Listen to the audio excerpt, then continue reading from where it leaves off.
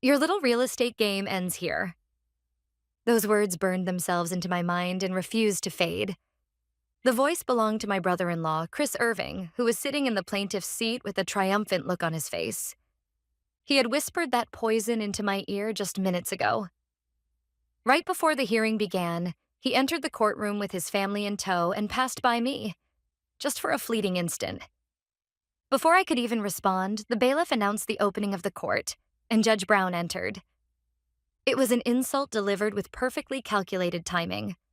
Beside Chris, my biological sister Nicole wore a satisfied smile. In the gallery, our parents nodded stiffly, as if asserting what they believed to be their daughter's rightful claim. The trial was unfolding in their favor exactly as they intended. His lawyer was presenting a carefully fabricated story of lies. Ms. Tracy Manning has long exhibited extreme emotional fluctuations. She alternates between periods of rational clarity and periods of impulsive instability. The lawyer continued in a voice heavy with feigned sympathy. This contract was signed during one of her rational phases. At the time, she stated, "This is a vacation home for the whole family," and signed of her own free will. However, recently she has entered another unstable phase and is now attempting to renege on this legitimate promise in order to monopolize a valuable asset. It was flawless logical armor. Because I was unstable, I needed a guardian. But because the contract was signed when I was rational, it was valid. They dismissed the blood, sweat, and tears of my 8 years of work as nothing more than the impulsive purchase of a fickle woman. Worse, they were trying to redefine even my sanity in whatever way suited them. Chris looked at me, the corner of his lips twisting into a smirk. His eyes said it clearly. "We're the ones who write the story of your life." This is what they called everything I had built. Tracy's little real estate game. I simply sat there in silence, watching their farce unfold. Judge Brown lowered her gaze to the contract that had been submitted. Her eyes stopped dead on the section listing the property details. A brief silence fell. Then the judge slowly raised her head and looked straight at me. "Ms. Manning, this address, this is one of the 12 properties in your real estate portfolio, correct? How very interesting. I would very much like to review the rest of your holdings as well." The air in the courtroom froze. Chris's smile stiffened. I quietly watched as the color drained from Nicole's face, and from our parents as well. A heavy silence descended over the courtroom. Moments ago, their lawyer had been overflowing with confidence. Now it felt like a lie from another world. Chris's ugly grin remained plastered to his face, frozen in place. Nicole stared back and forth between the judge and me, disbelief written all over her face. And our parents? They could only gape, mouths hanging open, unable to comprehend the reality before them. They had truly believed in the image they themselves had created, the illusion of a pitiful, incompetent Tracy. They believed I was recklessly burning through money, standing on the brink of ruin, exactly as that illusion dictated. That was why it never even crossed their minds that the words, 12 property real estate portfolio, would come from a judge's mouth. A memory from 8 years ago stabbed into my mind like a knife. In my parents' living room, filled with expensive furniture, my father's voice rang out.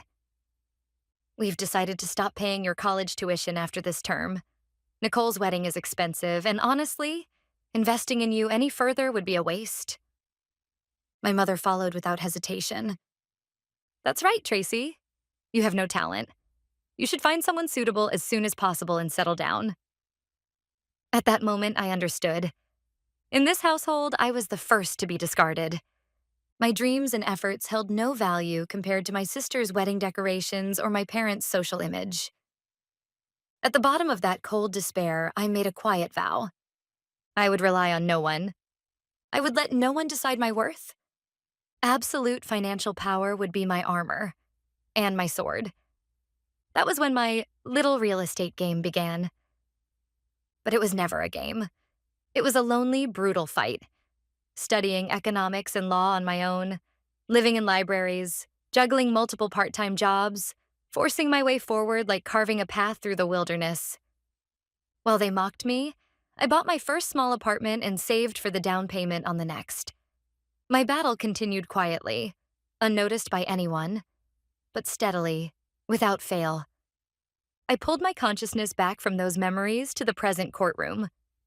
Beside me, my lawyer, Mr. Johnson, gave me a small, composed nod. It was time to strike back. Mr. Johnson rose slowly to his feet. Unlike my flustered family, his movements were calm, filled with unshakable confidence. From a massive briefcase, he produced a thick stack of meticulously organized files. That alone made the single forged contract they had submitted look utterly insignificant. Judge Brown, I would like to explain the asset portfolio of my client, Ms. Tracy Manning.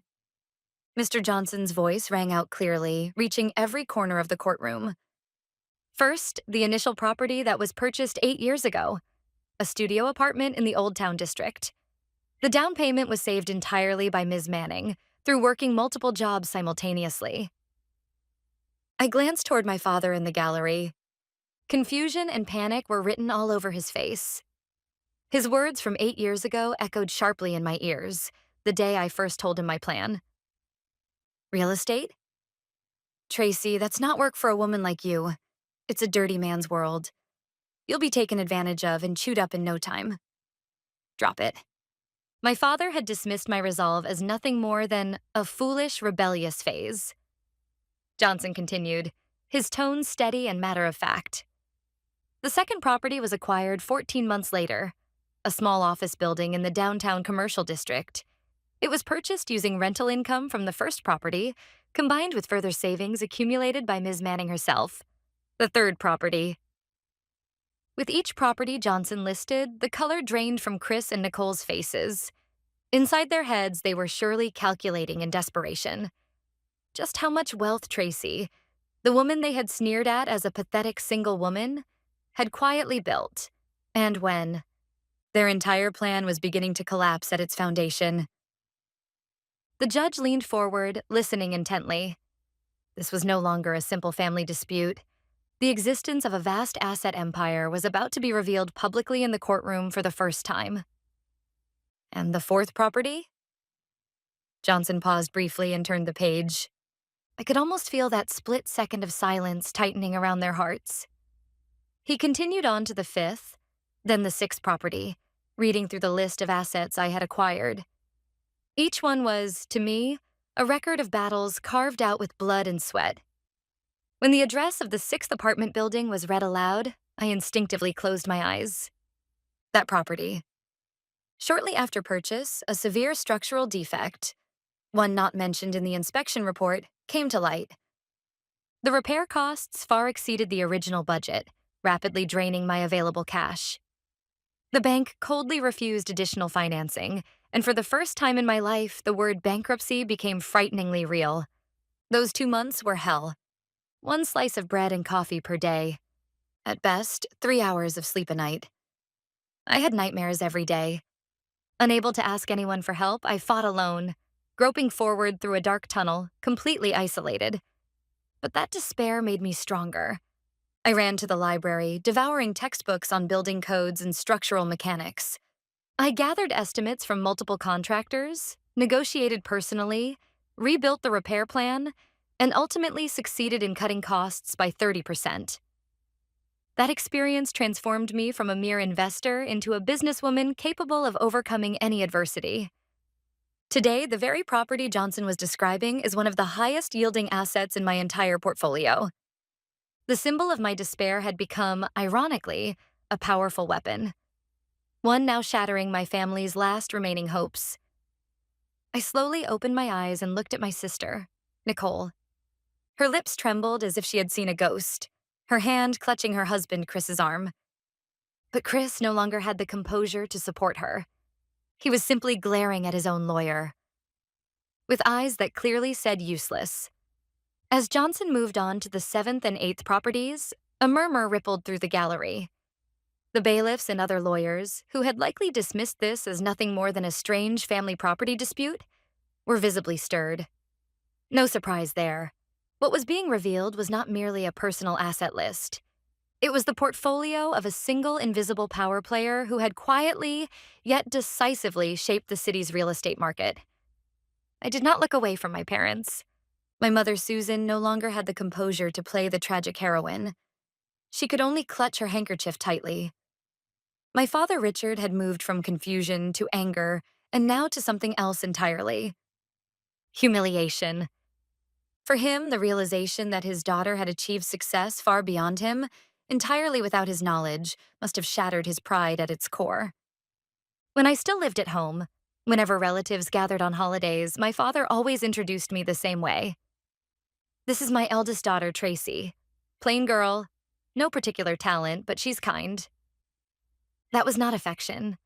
It was a curse, defining my value as harmless but incompetent, a way to keep me under his control. Whenever Nicole brought home her wealthy husband, Chris, my father would say to me, "Learn from Nicole. A woman's happiness comes from finding a good man." My success destroys every curse they ever placed on me.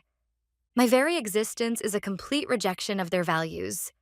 That is why, in their world, I had to be poor and unhappy, so their small, fragile universe could remain intact.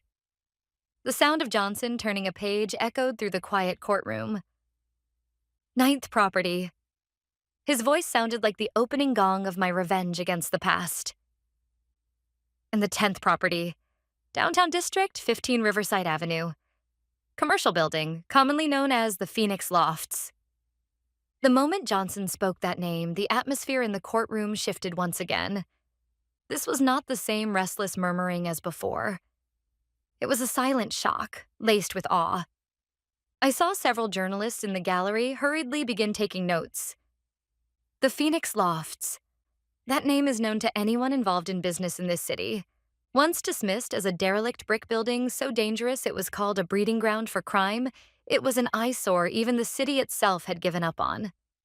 Then, several years ago, an anonymous investor purchased that ugly structure and brought it spectacularly back to life. A miracle redevelopment project. Today, it stands as a landmark of the area, housing some of the city's most fashionable restaurants, art galleries, and high-tech company offices. That project was the greatest gamble of my life. I poured nearly 80% of my entire net worth into it and endured countless sleepless nights. But I will never forget the emotion of the night the first tenant's lights came on in the completed building. That was the moment my solitary battle was recognized publicly for the first time. Newspapers and magazines praised, anonymously of course, the brilliance of the genius investor T. Manning. That success gave me unshakable confidence and wings to aim even higher. I looked at Chris. His face had gone beyond pale. It was ashen. The impossible-to-book French restaurant he bragged about using for dates sat on the top floor of the Phoenix Lofts. Nicole must have realized it too. Her favorite boutique was on the building's ground floor. The dazzling world they had enjoyed merely as consumers, the very pinnacle of it, was owned by Tracy, the woman they had looked down on and tried to destroy. That cruel truth was blasting straight through their minds. Judge Brown narrowed her eyes behind her glasses. "The Phoenix Lofts? I see." That single murmur made it clear. Every scattered dot had just connected. Judge Brown raised a hand to stop Johnson. She had clearly decided there was no need to read any further down the list. She turned a severe gaze toward Chris, Nicole, and their lawyer. "Counsel, moments ago you claimed that Ms. Tracy Manning, your client's sister-in-law, lacks judgment and engages in reckless spending. However, the facts revealed here tell a very different story. Ms. Manning owns and operates the Phoenix Lofts, one of the most successful redevelopment projects in this city, and holds at least 9 additional income-producing properties. How do you intend to explain the fatal discrepancy between your claim and these facts?" The judge's voice was calm, but it cut like steel. Chris's lawyer broke into a cold sweat, stammering uselessly as he tried to form an excuse, but no words would come together. Then Johnson delivered the decisive blow. "Your Honor, there is one more important property." He produced the final file. "The 12th property, the Grand Majestic Theater, a structure officially designated as a city historical landmark." The courtroom's shock reached its peak. That beautiful theater, beloved by everyone in the city, closed on the brink of demolition, saved and reborn as a cultural sanctuary by an anonymous patron. Surely not. Ms. Manning personally funded the restoration of this theater, Johnson continued, and in recognition of her contribution, she has received an official commendation from the City Historical Preservation Society. He submitted a copy of the award certificate as evidence. Your Honor, I ask you this. Is it conceivable that someone prone to emotional instability and impulsive waste could carry out a project requiring such long-term vision, meticulous planning, and, above all, deep love for the community's cultural heritage? The answer was obvious to everyone. The fabricated image of a mentally unstable Tracy collapsed without a trace under the weight of undeniable evidence. I simply watched in silence. My 8 years of solitary struggle were speaking more eloquently than words ever could, proving my truth in this courtroom. Now then, Your Honor? Johnson's tone sharpened. There can no longer be any doubt that Ms. Tracy Manning is an exceptionally capable individual who has also made significant contributions to society. That raises a critical question. Why would the plaintiffs, her own family, bring such blatantly false claims? He paused, then addressed the entire courtroom. Their goal was to strip Ms. Manning of control over her assets. But if she owns 12 properties, why were they so obsessively fixated on just one? This mountain vacation home.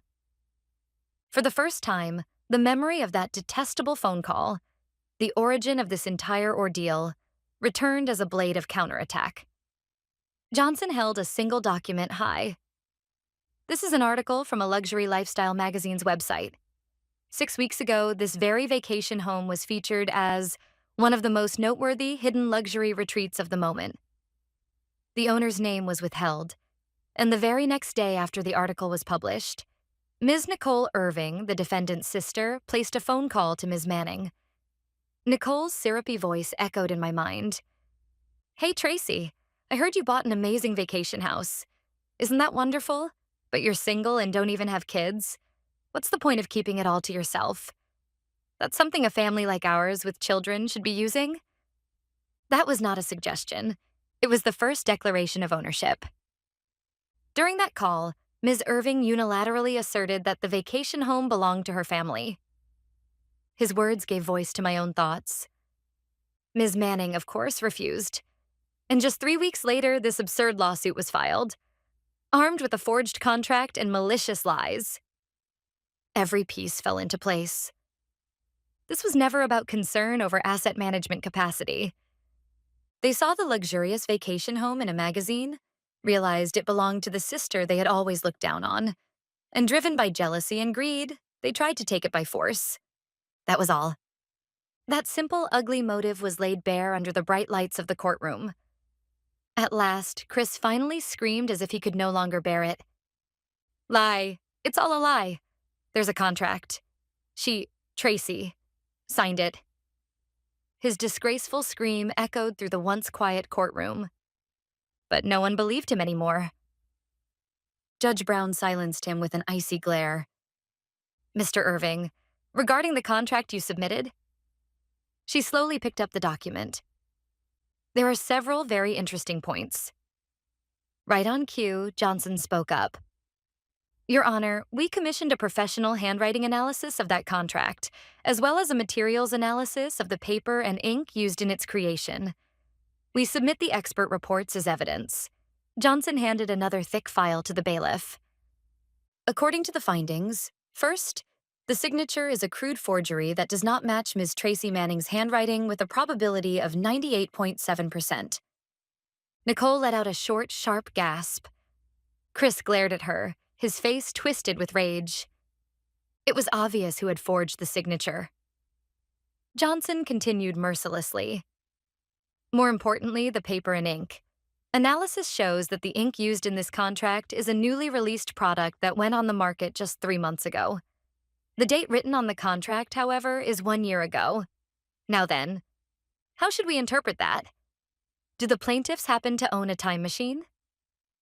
A ripple of suppressed laughter spread through the gallery. This was no longer even a farce. It was simply the pathetic unraveling of a foolish criminal scheme. Forgery had now been proven, scientifically and decisively. The lawyer representing Chris and Nicole covered his face in despair.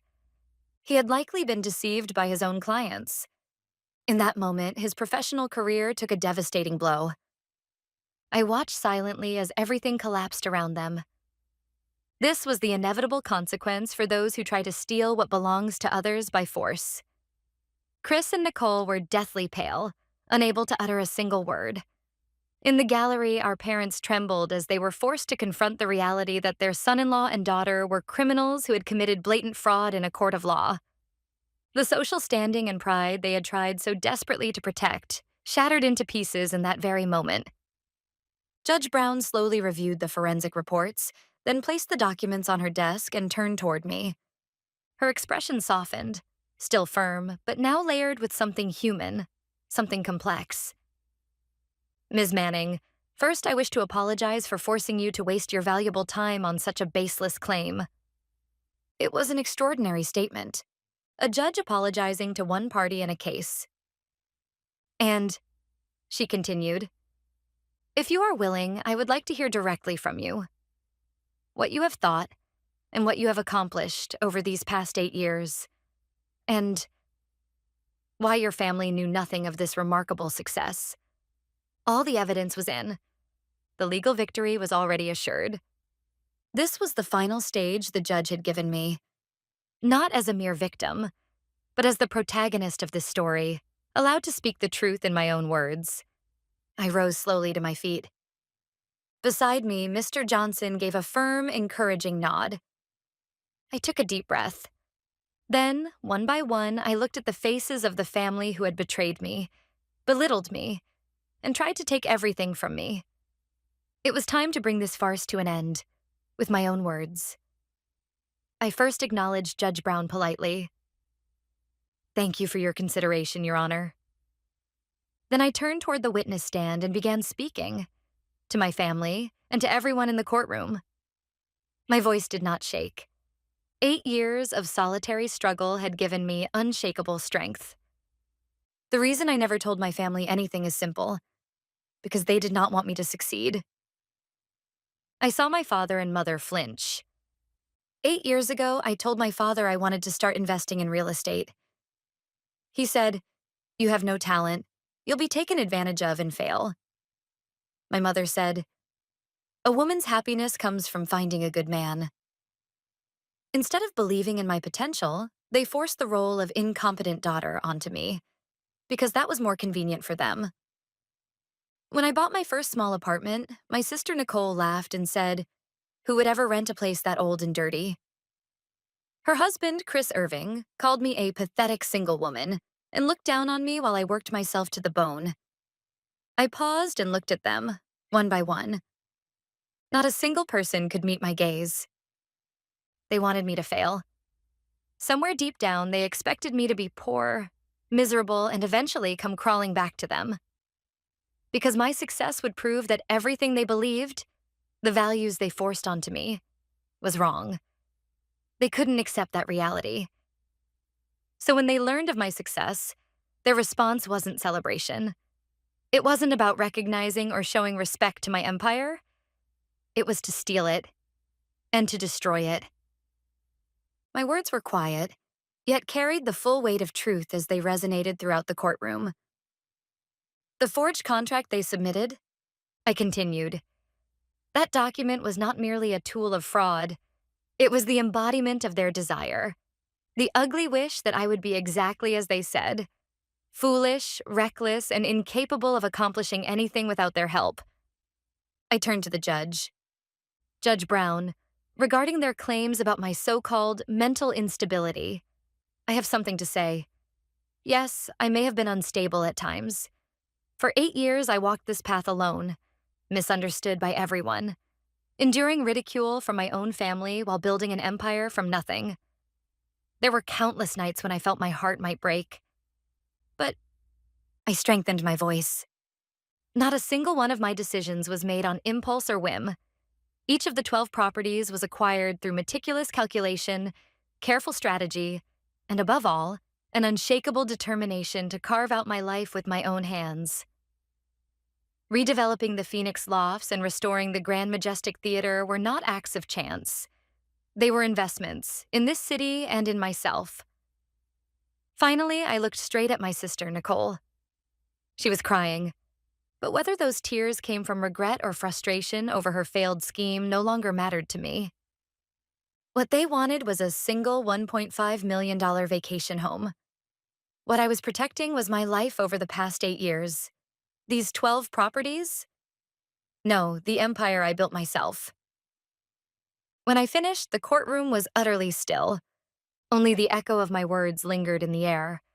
After a long, heavy silence, Judge Brown finally spoke. Her voice no longer sounded merely judicial. It carried the solemn resonance of human dignity itself. Ms. Tracy Manning, thank you for your courageous testimony. She then directed her gaze to the plaintiff's bench. No, now the defendants, Chris and Nicole. Her eyes held no sympathy, only the stern light of justice. Ms. Nicole Irving, Mr. Chris Irving, your actions go far beyond a simple family dispute.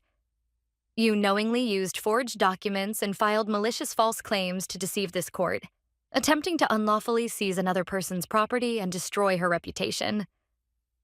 This is an egregious act of fraud. She pronounced each word deliberately, as if carving them into stone. Accordingly, this petition is dismissed in its entirety. Furthermore, I declare that the allegations of perjury and fraud in this case will be formally referred to the prosecutorial authorities. A sharp clatter rang out. At the spot where Chris had been standing, his lawyer's briefcase fell to the floor. Chris himself barely managed to keep from collapsing. Nicole let out a broken sob. Then Judge Brown's piercing gaze swept to my parents in the gallery. Mr. Richard Manning, Ms. Susan Manning, you did not take the stand, yet throughout this charade you nodded in approval, and even applauded, thereby clearly endorsing the plaintiff's fraudulent actions. Such behavior is an insult to this court and amounts to admitting complicity in this malicious scheme. Your responsibility will also be pursued by Ms. Manning's counsel in civil court. My parents froze as if struck by lightning. The excuse that they had just been sitting there no longer held. Their ruin had been sealed. Following my testimony, Judge Brown's rulings marked the beginning of the end for them all. First, Chris, the ringleader.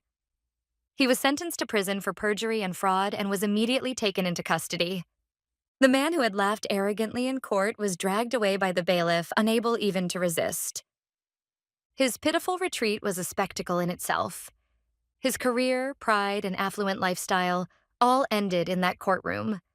My sister Nicole received a guilty verdict with a suspended sentence. Though spared from prison, the punishment was equivalent to a death sentence in her world. Her social circle, which she valued more than life itself, effectively exiled her. Friends turned their backs, party invitations stopped coming. Her husband was in prison, her proud mansion confiscated, and the role she had desperately played, wealthy, happy wife, was forcibly stripped from her in the most humiliating way.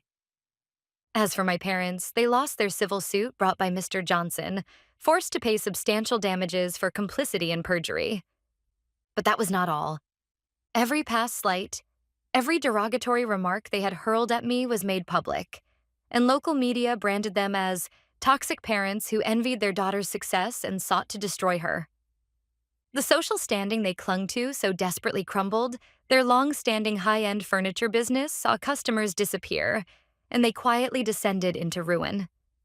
Haunted by regret and internal strife, they would spend their remaining days hurling blame at each other, a prison of their own making. I obtained permanent restraining orders against all of them, and my 12 properties were placed under ironclad trust management. From now on, they have no legal way to interfere in my life.